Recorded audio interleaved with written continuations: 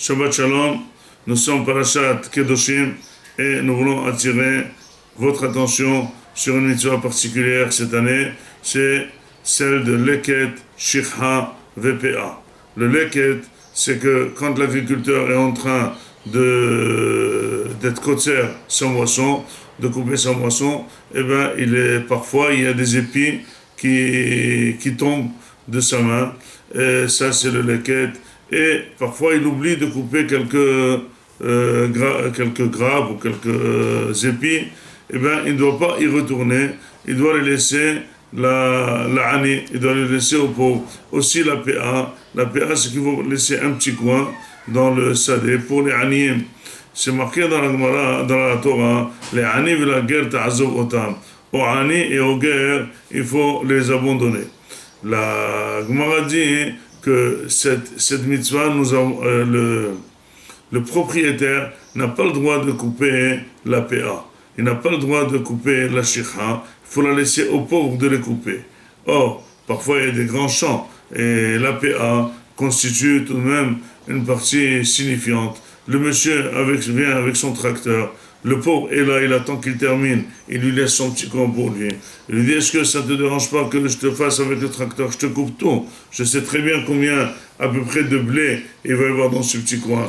Combien d'orge il va y avoir dans ce petit coin. Je vais te l'arranger. Et puis le tracteur il est en train de tout faire, les employés sont en train de tout faire. Si déjà je te rends service, si déjà je te donne quelque chose de tout fait, de quelque chose de complet, pourquoi tu vas devoir toi trimer et venir couper avec ta petite chose? Pourquoi?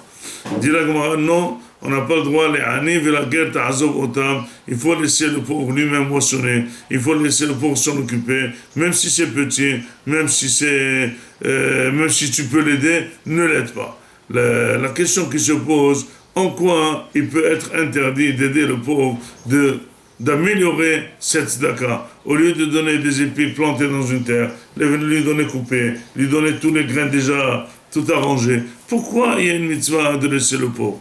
Eh bien, tout simplement, la personne aime jouir de ce sentiment de donner de soi.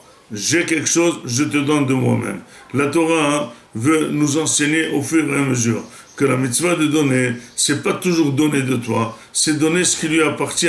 Mais seulement ce qui lui appartient, il est chez toi. Or, comment faire vivre au propriétaire d'un champ de plusieurs kilomètres carrés qui est plein de blé, que finalement une partie du champ ne lui revient pas, une partie du champ ne lui appartient pas, eh bien il faut laisser un petit propriétaire travailler. Le pauvre vient, il a ce sentiment qu'il est propriétaire, il a ce sentiment de faire tous les travaux du champ, même si c'est difficile, même s'il peut les économiser, mais il a une impression d'être propriétaire. La Torah dit, les aniv et la guerre ta'azov otam, lâche. Il faut laisser le propriétaire jouir, le pauvre jouir de ce sentiment de propriétaire. Et il faut que le propriétaire se démène de ce sentiment de propriétaire justement et le laisser au pauvre, c'est lui le propriétaire. Et ça, c'est ce sentiment qui nous fait vivre une chose très importante.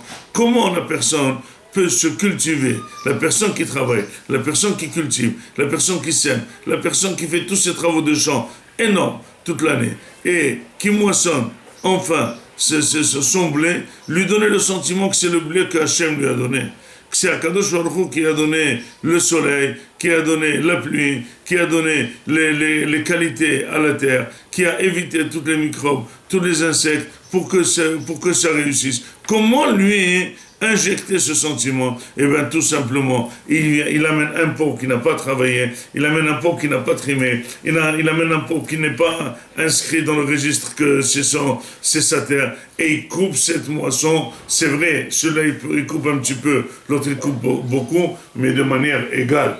Or quand le propriétaire baisse de sa qualité de propriétaire et le pauvre monte de sa qualité de pauvre, il devient un petit peu propriétaire, on devient un tout petit peu ce sentiment d'égal. Ce sentiment d'égal un tout petit peu peut nous réveiller qu'il y a tout de même un patron sur tout, qui est Akadosh Baruch Hu qui donne à tout le monde. C'est très important de cultiver ce sentiment en nous-mêmes, parce que c'est la seule chose qui va nous pousser à nous détacher d'investir dans notre travail et investir plutôt au tfilot, à la Torah et prie à Kadosh Baruch Hu qui donne tout à tout le monde.